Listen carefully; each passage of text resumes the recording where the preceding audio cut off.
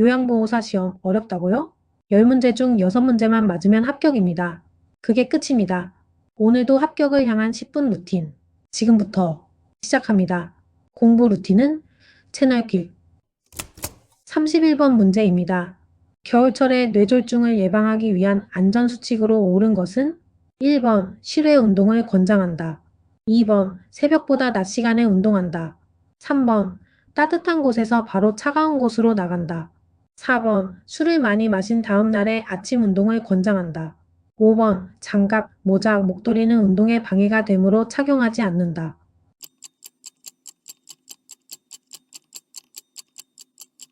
정답은 2번 새벽보다 낮 시간에 운동한다 입니다.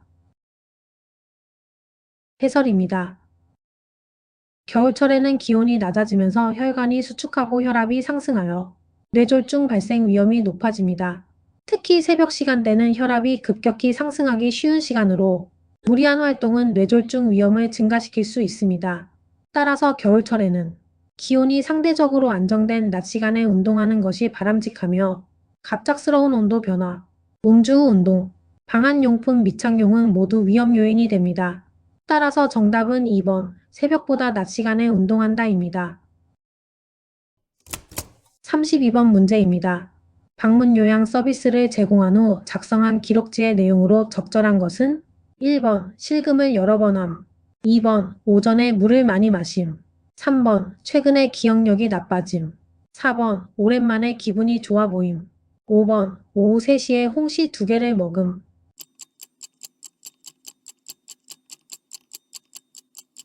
정답은 5번 오후 3시에 홍시 2개를 먹음입니다. 해설입니다. 방문 요양 서비스 후 작성하는 기록지는 객관적 사실을 구체적인 시간 행동 내용 중심으로 판단이나 추측 없이 기록하는 것이 원칙입니다. 실금을 여러 번 함, 기억력이 나빠짐, 기분이 좋아 보임과 같은 표현은 요양보호사의 주관적 판단이나 해석이 포함된 기록으로 적절하지 않습니다.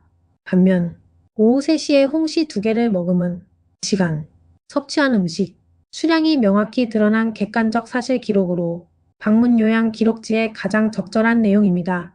따라서 정답은 5번입니다. 33번 문제입니다.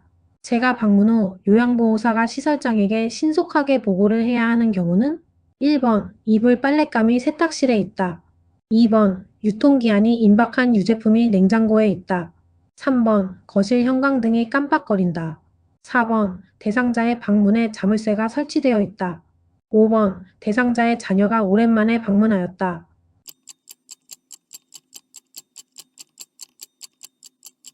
정답은 4번 대상자의 방문에 자물쇠가 설치되어 있다 입니다. 해설입니다.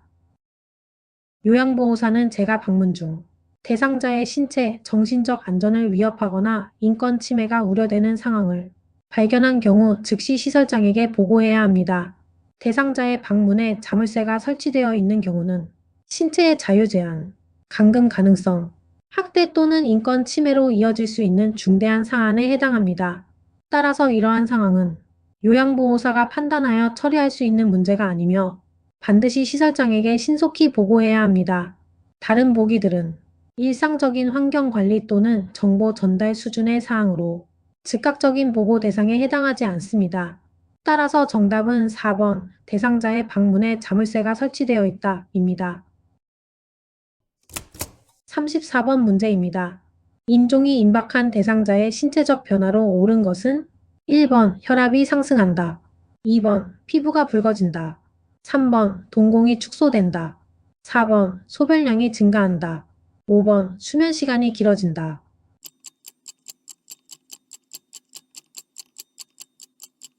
정답은 5번 수면 시간이 길어진다 입니다. 해설입니다. 임종이 임박한 대상자는 신체 기능이 전반적으로 저하되면서 각성 상태보다 수면 상태가 점점 늘어나는 특징을 보입니다. 이 시기에는 활동량 감소, 의식 저하, 외부 자극에 대한 반응 감소, 장시간 잠을 자는 모습이 관찰됩니다.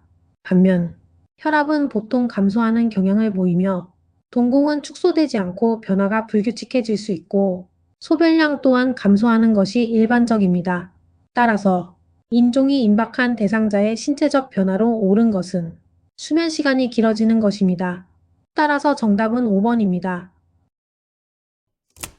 35번 문제입니다. 인종 직후 대상자를 돕는 방법으로 옳은 것은 1번 의치를 빼서 보관함에 넣어둔다. 2번 삽입된 유치도뇨관을 제거해준다. 3번 분비물이 배출되도록 옆으로 눕혀준다. 4번 깨끗한 시트로 대상자의 얼굴을 덮어준다. 5번 눈이 감기지 않으면 젖은 거즈를 눈 위에 올려준다.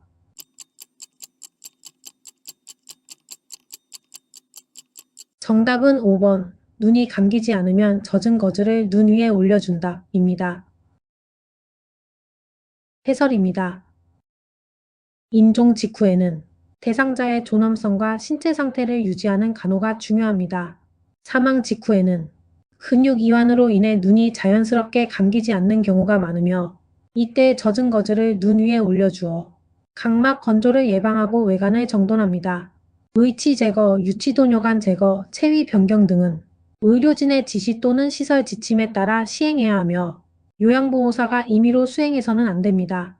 또한 얼굴을 시트로 덮는 행위는 사망 확인 및 보호자 대응 이후에 이루어져야 합니다. 따라서 인종 직후 대상자를 돕는 방법으로 옳은 것은 눈이 감기지 않으면 젖은 거즈를 눈 위에 올려주는 것입니다.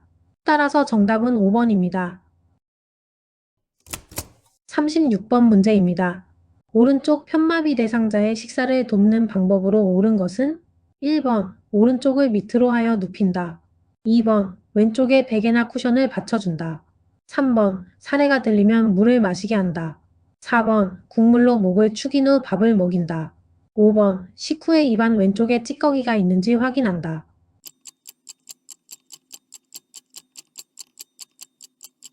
정답은 4번 국물로 목을 축인 후 밥을 먹인다 입니다. 해설입니다. 오른쪽 편마비 대상자는 연하 기능이 저하되어 있어 흡인 위험이 높습니다. 식사 전에는 국물이나 음료를 소량 제공하여 입안과 인후를 촉촉하게 만들어주면 음식 삼킴이 수월해지고 살해 위험을 줄일 수 있습니다. 사례가 들렸을 때 즉시 물을 마시게 하는 것은 흡인을 악화시킬 수 있으므로 부적절합니다. 또한 편마비 대상자는 마비된 쪽에 음식물이 남기 쉬우므로 식후에는 마비 쪽인 오른쪽 입안을 확인해야 하며 문항의 입안 왼쪽 확인은 옳지 않습니다. 따라서 정답은 4번 국물로 목을 축인 후 밥을 먹인다 입니다. 37번 문제입니다. 연하곤란이 있는 대상자의 경관 영양을 돕는 방법으로 옳은 것은 1번 침상머리를 올려 대상자를 앉혀준다. 2번 구토를 하면 영양액 주머니를 올려준다. 3번 영양액을 체온보다 낮은 온도로 준비한다. 4번 청색증이 나타나면 영양액 주입 속도를 늦춘다. 5번 주입 중 영양액이 역류되면 비위관을 제거한다.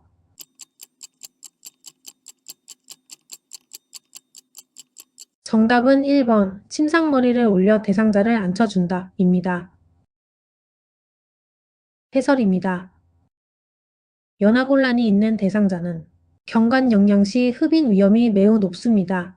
따라서 영양액을 주입할 때에는 침상 머리를 올려 대상자를 반자위 또는 좌위로 유지하여 위 내용물이 식도로 역류하거나 기도로 흡인되는 것을 예방해야 합니다.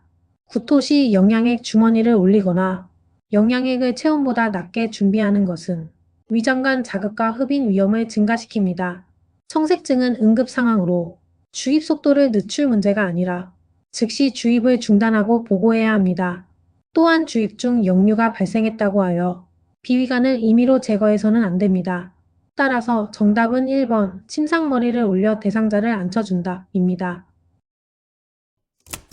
38번 문제입니다.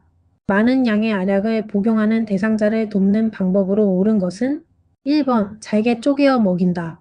2번 두세 번으로 나누어 먹인다. 3번 물로 한꺼번에 녹여 먹인다. 4번 갈아서 가루로 만들어 먹인다. 5번 숟가락에 담아 입안 깊숙이 넣어 먹인다.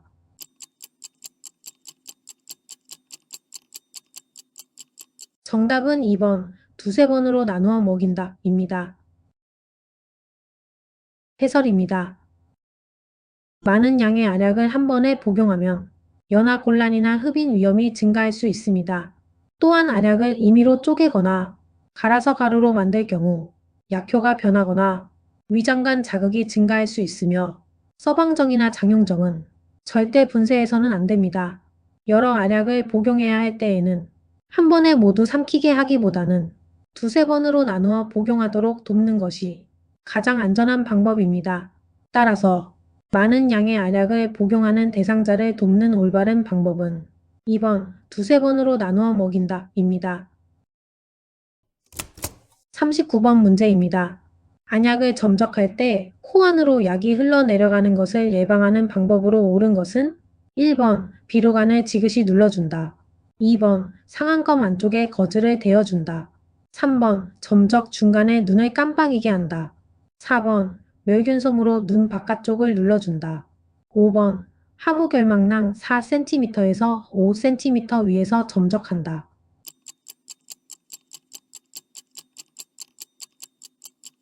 정답은 1번 비로간을 지그시 눌러준다 입니다. 해설입니다. 안약을 점적한 후 약물이 눈물길을 따라 코 안으로 흘러 들어가면 약효가 감소하고 전신 흡수로 인한 부작용이 발생할 수 있습니다. 이를 예방하기 위해서는 안약 점적 후 눈 안쪽의 비로간 부위를 지그시 눌러주어 약물이 코로 흘러가는 것을 차단해야 합니다. 눈을 깜빡이게 하거나 눈 바깥쪽을 누르는 행동은 오히려 약물이 퍼지거나 효과를 감소시킬 수 있으며 점적 위치를 임의로 변경하는 것도 올바른 방법이 아닙니다. 따라서 안약 점적 시 코 안으로 약이 흘러내려가는 것을 예방하는 올바른 방법은 1번 비로간을 지그시 눌러준다 입니다. 40번 문제입니다. 정맥 주사를 맞고 있는 대상자가 주사 부위가 붓고 아프다고 할 때 대처 방법은 1번 주사 바늘을 제거한다. 2번 수액 조절기를 잠근다. 3번 주사 부위에 온찜질을 한다. 4번 주사 맞는 팔을 심장보다 높게 한다. 5번 부어오른 부위를 알코올 솜으로 눌러준다.